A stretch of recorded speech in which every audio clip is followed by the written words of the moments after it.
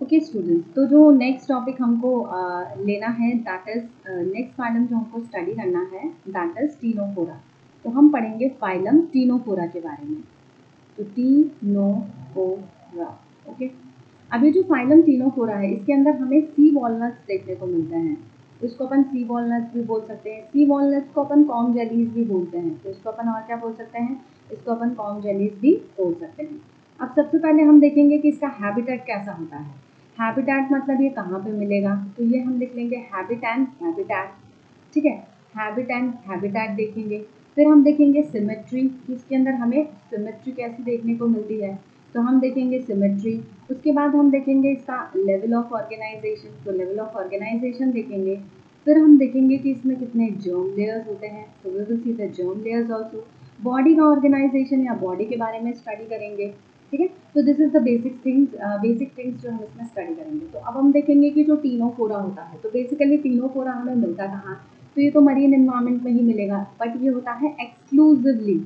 मतलब अभी तक हमने जो देखे थे वो क्या थे कि फ्रेश वाटर में भी मिल रहे थे, मरीन एनवायरनमेंट में भी मिल रहे थे। बट जो टीनोफोरा होता है वो आपको फ्रेश वाटर में नहीं मिलेगा, तो ये एक्सक्लूसिवली मरीन होता है और ये घूम सकता है, एक जगह से दूसरी जगह ये घूम सकता है। इसकी जो सिमेट्री होती है वो कैसी होती है, रेडियल सिमेट्री, मतलब ये गोल होगा और इसको हम कई प्लेन से दो इक्वल हिस्सों में कट कर सकते हैं। अब अगर बात करते हैं यहाँ पे हम इसके लेवल ऑफ ऑर्गेनाइजेशन की, तो हमने देखा था कि जो पॉलीफेरा थे उसके अंदर हमें सेल्यूलर लेवल मिल रहा था, और जो सिलेंट्रेटास और टीनोफोरा थे इसके अंदर हमें टिश्यू लेवल ऑफ ऑर्गेनाइजेशन मिल रहा था। जर्म लेयर की बात करें तो इसमें हमें दो ही जर्म लेयर मिलती है, तो इसलिए हमने इसको डिप्लोब्लास्टिक कहा था, ठीक है। और इसका बॉडी जो है वो कैसा शो करेगा, ब्लाइंड सेक, ठीक है। तो इसका जो बॉडी है उसमें कैसा अरेंजमेंट देखने को मिलेगा, ब्लाइंड सेक, मतलब माउथ और anus that will be like having only one opening, ठीक है। अब अपन देखते हैं कि इसके अंदर क्या हमको सेगमेंटेशन देखने को मिलेगा, क्या इसके अंदर हमें सेगमेंटेशन देखने को मिलेगा, क्या इसके अंदर हमें नोटोकॉर्ड देखने को मिलेगा। तो हम देखेंगे क्या इसके अंदर सेगमेंटेशन और नोटोकॉर्ड देखने को मिलेगा, तो ये तो सर्कुलर होता है, तो इसके अंदर no segmentation and no notochord, तो इसमें हमें दोनों ही चीज़ें देखने को नहीं मिलेंगी। अब हम क्या करेंगे कि हम एक टीनोफोरा का डायग्राम बनाएंगे,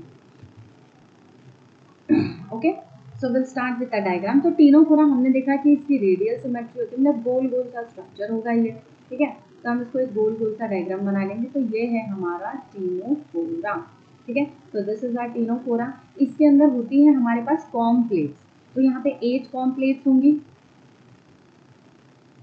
ठीक है। तो यहाँ पे हमारे पास 8 कॉम प्लेट्स होंगी, देखेंगे 1, then it is 2, then it is 3, ठीक है, then it is 4,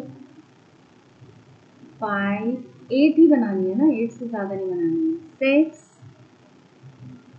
then it is 7, then it is 8।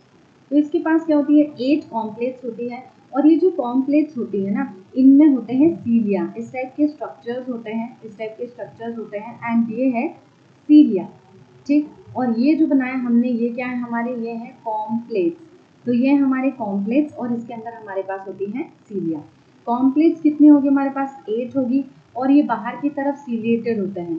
तो एक्सटर्नली ये कैसा होता है, एक्सटर्नली ये होता है सीलिएटेड, तो एक्सटर्नली ये सीलिएटेड होते हैं, ठीक है। ये जो कॉम्प्लेक्स होते हैं इस तरीके का इसमें स्ट्रक्चर देखने को मिलता है। यहाँ पे एक चीज़ और अपन नोटिस करेंगे कि यहाँ पे हमें और क्या देखने को मिलता है, तो यहाँ पे हमें देखने को मिलता है कोलोब्लास्ट। इसके अंदर जो टीनोफोरा होता है इसके अंदर हमें कोलोब्लास्ट सेल्स देखने को मिलते हैं। ये जो सेल्स होते हैं कैसे होते हैं, तो they are adhesive in nature, मतलब ये चिपकने में हेल्प करते हैं, ठीक है। तो ये होते हैं एडहेसिव इन नेचर। फिर हमें दूसरे जो सेल्स देखने को मिलते हैं वो हैं स्टेटोब्लास्ट। तो ये स्टेटोब्लास्ट देखने को यहाँ मिलता है, या स्टेटोसिस्ट भी बोल सकते हैं इसको अपन। तो स्टेटोब्लास्ट सेल्स ये कैसे होते हैं, ये बैलेंसिंग में हेल्प करते हैं, तो दे हेल्प इन बैलेंसिंग, तो ये बैलेंसिंग में हेल्प करते हैं, ठीक है। नेक्स्ट जो हमारे पास यहाँ देखने को मिलता है, इसकी एक प्रॉपर्टी होती है जिसको अपन बोलते हैं बायोलुमिनेंस। तो इसमें बायोलुमिनेंस देखने को मिलता है, बायोलुमिनेंस।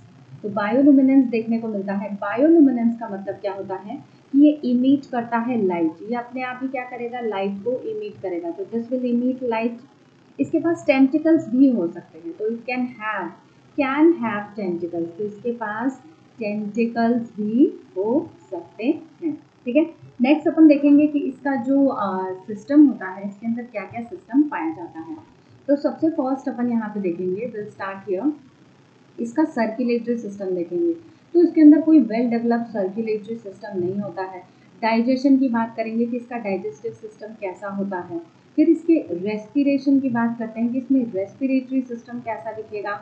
एक्सक्रीशन की बात करते हैं तो इसका एक्सक्रीशन हमें किस तरीके से दिखेगा। नर्वस सिस्टम की बात करते हैं तो हम देखते हैं कि भाई नर्वस सिस्टम इसमें हमें किस तरीके का दिखेगा। तो हम देखते हैं, स्टार्ट करेंगे यहाँ से सर्कुलेशन में। तो ये जो होता है सर्कुलेशन, इसके अंदर कोई सर्कुलेटरी ऑर्गन नहीं होगा, जो भी काम है वो डिफ्यूजन से डायरेक्टली हो जाएगा, सेल्स डायरेक्टली डिफ्यूजन कर देंगे। ठीक है, और यहाँ पे जो डाइजेस्टिव सिस्टम है, हमने देखा था कि ब्लाइंड सेक इसका बॉडी का जो ऑर्गेनाइजेशन है ब्लाइंड सेक है। तो डाइजेस्टिव सिस्टम कैसा है, इनकम्प्लीट डाइजेस्टिव सिस्टम है, तो इनकम्प्लीट डाइजेस्टिव सिस्टम होगा। ठीक है, अब यहाँ पे हमने देखा कि जो सर्कुलेशन है वो भी डिफ्यूजन से हो रहा है, तो जो रेस्पिरेशन है वो भी कैसे होता है, वो भी डिफ्यूजन से होता है। एक्सक्रीशन जो है वो भी डिफ्यूजन से हो जाएगा, सभी डायरेक्टली अपना जो भी कंटेंट है एनवायरनमेंट में। इसके अंदर नर्वस सिस्टम होता है बट बहुत ही डिफ्यूज टाइप का, मतलब बहुत प्रोमिनेंट नहीं होता है, बहुत light, like you can say या कि यहाँ पे प्रेजेंट है। ठीक है, इस तरीके से होता है। अब अगर इसकी हम रिप्रोडक्शन की बात कर लेते हैं, तो अगर हम इसके रिप्रोडक्शन की बात करते हैं कि रिप्रोडक्शन कैसा होता है, तो जो ऑर्गेनिजम्स होते हैं वो कैसे होते हैं, इसके अंदर बाइसेक्सुअल होते हैं। कैसे होते हैं ऑर्गेनिज्म, तो ऑर्गेनिज्म हमारे पास होंगे बाइसेक्सुअल। बाइसेक्सुअल का मतलब होगा मोनोशियस। मोनोशियस का मतलब एक ही के ऊपर हमें दोनों मिल जाएंगे। ठीक है, और यहाँ पे क्या होता है, असेक्सुअल रिप्रोडक्शन तो नहीं होता नहीं है, तो यहाँ पे असेक्सुअल रिप्रोडक्शन क्या हो जाएगा, असेक्सुअल रिप्रोडक्शन नहीं रहेगा, सेक्सुअल रिप्रोडक्शन होगा। तो यहाँ पे क्या होगा, सेक्सुअल रिप्रोडक्शन होगा। ठीक है, सेक्सुअल रिप्रोडक्शन होगा। फर्टिलाइजेशन एक्सटर्नल होता है, इंटरनल नहीं होगा, तो एक्सटर्नल फर्टिलाइजेशन यहाँ पे देखने को हमें मिलता है। ठीक है, और इनडायरेक्ट डेवलपमेंट होता है। इनडायरेक्ट डेवलपमेंट का मतलब यहाँ पे हमें लार्वल स्टेजेस देखने को मिलेगी। अब इसके एग्जाम्पल्स को हम देख लेते हैं, तो हमारे पास इसके दो एग्जाम्पल्स हैं, एक है प्लूरोब्रेंकिया, तो एक है प्लूरोब्रेंकिया और एक है हमारा टीनोफोरा। ठीक है, तो एक है हमारा टीनोप्लाना। ठीक है, तो एक है हमारे पास टीनोप्लाना, एक है प्लूरोब्रेंकिया। ये जो प्लूरोब्रेंकिया, इसको हम सी गूस बेरी भी बोलते हैं, इसको क्या बोलते हैं, सी गूस बेरी, इसको सी गूस बेरी भी बोला जाता है कॉमनली। ठीक है, इनके पास स्टेटोसिस्ट हो सकते हैं, टेंटिकल्स हो सकते हैं। तो ये हमने कंप्लीट कर लिया about ctenophora. In next class we will see platyhelminthes. Thank you so much.